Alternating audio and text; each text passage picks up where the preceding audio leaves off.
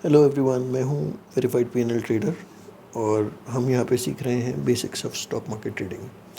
तो यहां पे हम बिल्कुल एलिमेंट्री लेवल से स्टार्ट कर रहे हैं कि अगर कोई मान लीजिए कोई नए लोग हैं जो स्टॉक मार्केट के बारे में बिल्कुल नहीं जानते, तो उनके लिए भी वो भी कंफर्टेबल रहें, वो भी उनको भी सारी क्लैरिटी मिले। और मैं कॉन्सेप्ट्स पे बहुत ज़्यादा फोकस करने वाला हूँ।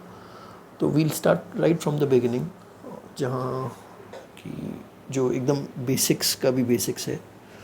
तो लेट्स स्टार्ट। आज का जो टॉपिक रहेगा वो रहेगा प्राइस डिटर्मिनेशन, कि प्राइस कहाँ से डिटरमाइन होता है।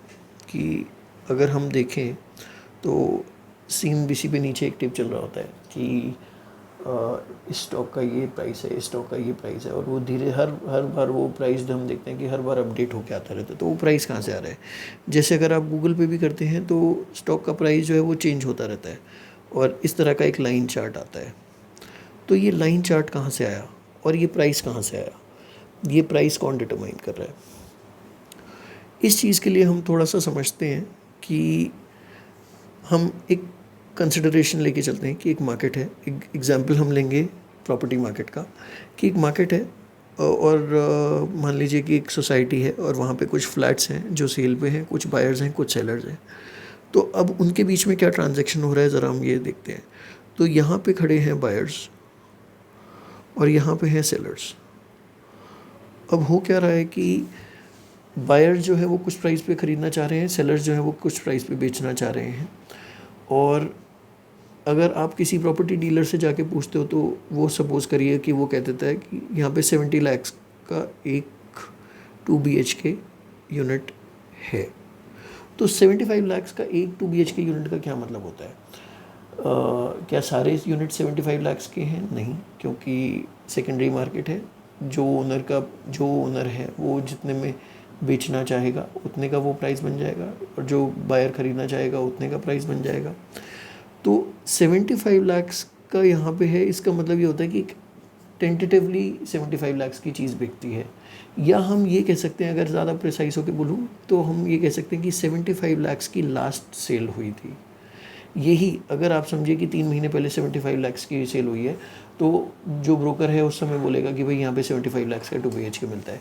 वही अगर 1 महीने बाद 80 लाख रुपए की का एक 2 BHK बिक जाए, तो ब्रोकर बोलेगा कि भाई यहाँ के दाम बढ़ गए हैं, अब 80 लाख रुपए का यहाँ पे नया दाम है। तो इसका मतलब ये हुआ कि जो हमारा दाम है वो डिसाइड हो रहा है लास्ट ट्रेडेड प्राइस से, यानी कि LTP, last traded price LTP, वो हमारा दाम जो है डिटरमाइन कर रहा है। LTP मैं इधर कॉर्नर में लिख लेता हूँ।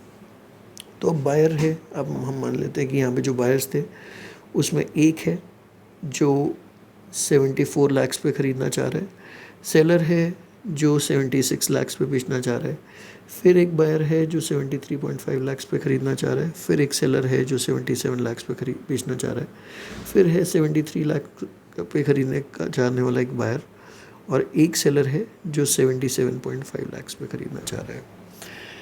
इनके पास एक यूनिट है। हम सिंप्लिसिटी के लिए ये ले लेते हैं कि एक यूनिट ये ख़रीदना चाहते हैं और एक यूनिट इनके पास बेचने को है। तो क्या होगा, सबसे ज़्यादा प्राइस ये बायर देना चाह रहा है और सबसे कम में ये सेलर बेचना चाह रहा है। तो सबसे पहले मार्केट में यही होंगे, क्योंकि बायर जो है वो महंगे सेलर से तो ख़रीदेगा नहीं, वो तो सस्ते सेलर से ख़रीदेगा। अगर सेम आइटम है तो हम सबसे सस्ते बेचने वाले से ही ख़रीदना चाहेंगे। तो ये बायर सबसे पहले है और ये सेलर सबसे पहले है। अब इनके अभी 2 लाख रुपए का गैप है। लास्ट सेल जो हुई थी वो 75 में हुई थी। तो मान लीजिए कि ये बायर जो है ये थोड़ा सा अर्जेंसी में है ख़रीदने की, और ये कहता है कि ठीक है, मैं एक काम करता हूँ, आई पे 2 लाख मोर और मैं 76 लाख में ख़रीद लेता हूँ। तो इन दोनों का क्या होगा, ये अपने प्राइस को चेंज करके 76 लाख कर देगा। इसका प्राइस ऑलरेडी 76 लाख था, तो हमारा नया प्राइस आ गया 76 लाख, और इन दोनों के बीच में ये ट्रेड कंप्लीट हो जाएगा। ठीक है, तो ये सेलर इस बाज़ार से हट गया और ये बायर इस बाज़ार से हट गया। मैं इन दोनों को हटा देता हूँ।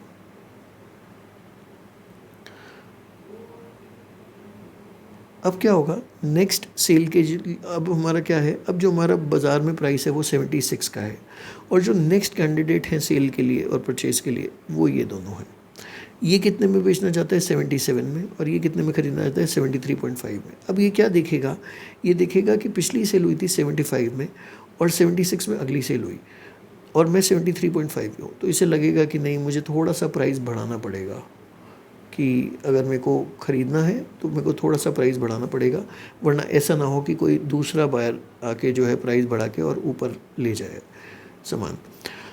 सेलर जो है वो दिखेगा कि 76 लाख में लास्ट सेल हुई है, 77 लाख में मांग रहा हूँ, तो कहीं ना कहीं मेरे को अपना प्राइस तोड़ना पड़ेगा। तो क्या होता है, ये भी 76.5 लाख के लिए तैयार हो जाता है, और सपोज़ करिए ये भी 76.5 लाख के लिए तैयार हो जाता है। तो क्या हुआ हमारा, अब इन दोनों के बीच में डील हो जाएगी, और जो नया एलटीपी है, ये दोनों बायर और सेलर बाज़ार से हट गए, और जो नया एलटीपी है वो आ गया 76.5 लाख। अब क्या है, नेक्स्ट जो बायर्स हैं, ये 73 पे खड़ा था, ये 77 पे खड़ा है। मान लीजिए कि इन दोनों के बीच में भी इसी तरह से जो सेल है नेक्स्ट, वो इस बार क्या होता है कि इस बार ये बायर बोलता है नहीं मैं तो नहीं बढ़ सकता, और ये सेलर जो है ये बोलता है कि नहीं मेरे को तो बेचना बहुत ज़रूरी है।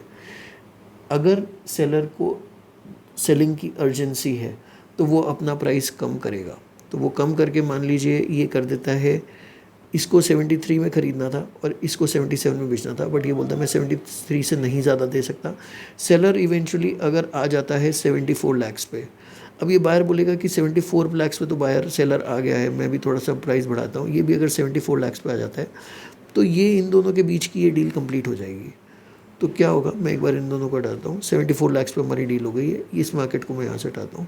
अब जो नया प्राइस आया वो 74 लाख का आया, तो हम क्या देख रहे हैं, हमारा प्राइस 75 था इनिशियली, वहाँ से हम गए 76 पे, वहाँ से हम गए 76.5 पे, और वहाँ से हम आए 74 पे। यानी इस तरह से प्राइस जो है वो चेंज होता जा रहा है। बिल्कुल इसी तरह से स्टॉक मार्केट में अगर हम देखें तो हमारे प्राइस फ्लक्चुएट करते हैं। जैसे कि हम, ये ट्रेडिंग व्यू है, यहाँ पे हम खोल के देखेंगे कि गोल्ड का प्राइस क्या चल रहा है। तो आप ये देखिए गोल्ड का प्राइस, अगर हम ये देखें तो गोल्ड का प्राइस जो है वो फ्लक्चुएट करते जा रहा है। इस वाले गोल्ड को हम देखते हैं तो इसका प्राइस फ्लक्चुएट करते जा रहा है, 334.490, 0.710, 0.746, 0.793, 0.810, इस तरह से फ्लक्चुएट करता जा रहा है। इसका क्या मतलब हुआ, इसका ये मतलब हुआ कि जो बायर्स और सेलर्स थे वो खड़े हुए थे, और इवेंचुअली जिस जिस प्राइस पे डील्स होती जा रही हैं वो प्राइस यहाँ पे अपडेट होता जा रहा है। तो बिल्कुल इसी तरह से हमारे स्टॉक मार्केट में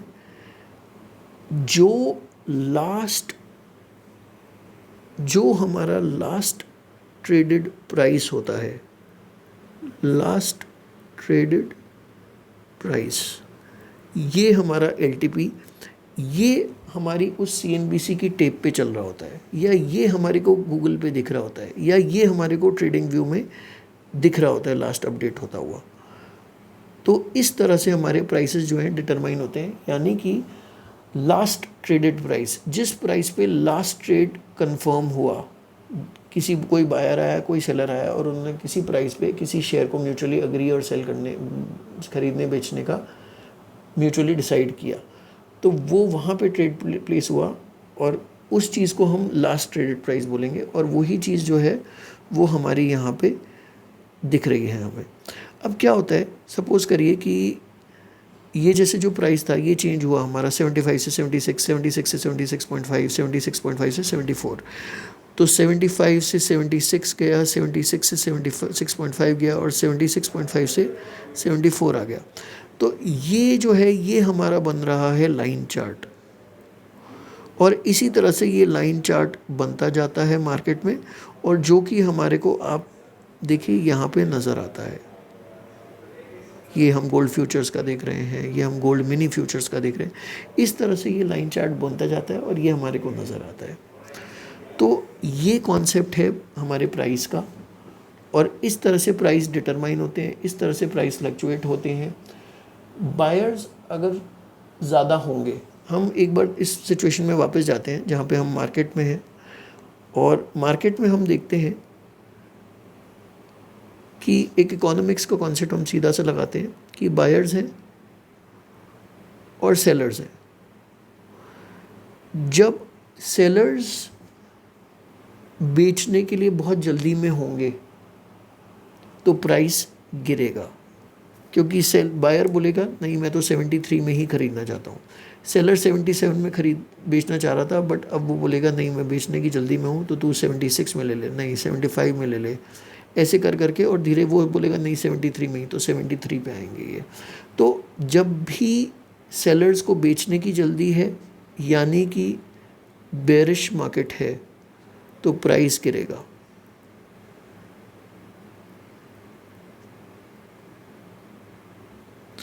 सेलर्स अग्रेसिव, और इसका बिल्कुल ऑपोजिट होगा अगर बायर्स अग्रेसिव हैं तो मार्केट बुलिश रहेगा और प्राइस विल गो अप।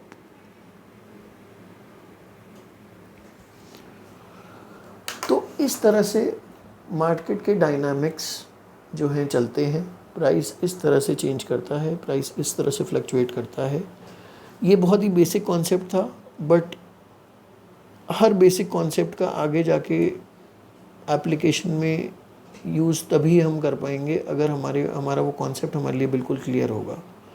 तो इस वजह से हम ये सारी टॉपिक्स ले रहे हैं। एक बार रिकैप कर लेते हैं कि प्राइस डिटर्मिनेशन जो होता है वो आज हमने देखा क्या होता है। बायर्स होते हैं, सेलर्स होते हैं। बायर्स जिस प्राइस में ख़रीदना चाहते हैं वो एक बिड प्राइस होता है। सेलर्स जिस प्राइस में बेचना चाहते हैं वो एक आस्क प्राइस होता है। तो जब बिड प्राइस और आस्क प्राइस मैच करते हैं तब एक ट्रेड प्लेस होता है, और उस ट्रेड का जो प्राइस होता है, जो इनका म्यूचुअली डिसाइडेड प्राइस होगा, वो हमारा करंट प्राइस यानी कि लास्ट ट्रेडेड प्राइस बन जाता है स्टॉक का। तो इस तरह से चलता है। अब मैं इस कॉन्सेप्ट में एक चीज़ आपको और दिखा देता हूँ।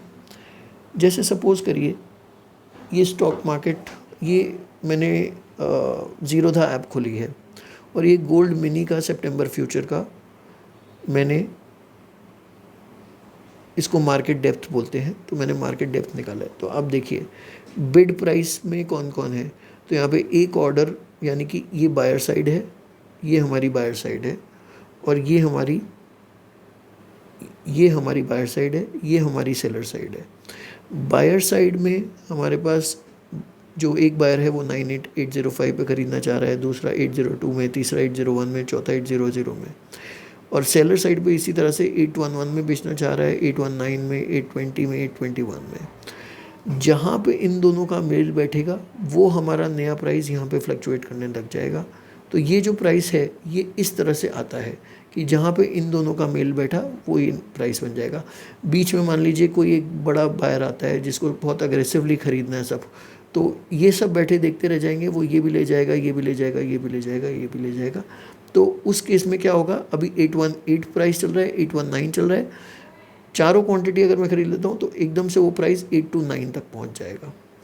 तो इस तरह से हमारा मार्केट जो है वो प्राइसेस उसमें चेंजेस होते हैं, और ये हमारा बेसिक फाउंडेशन था प्राइस का।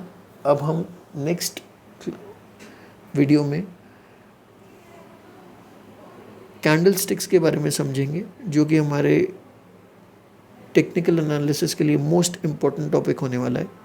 बट इस कैंडल स्टिक को समझने से पहले हमारे लिए प्राइस को समझना बहुत ज़रूरी था, जो हमने इस वीडियो में करा। चलिए नेक्स्ट टाइम मिलते हैं। Thank you so much for watching. Take care.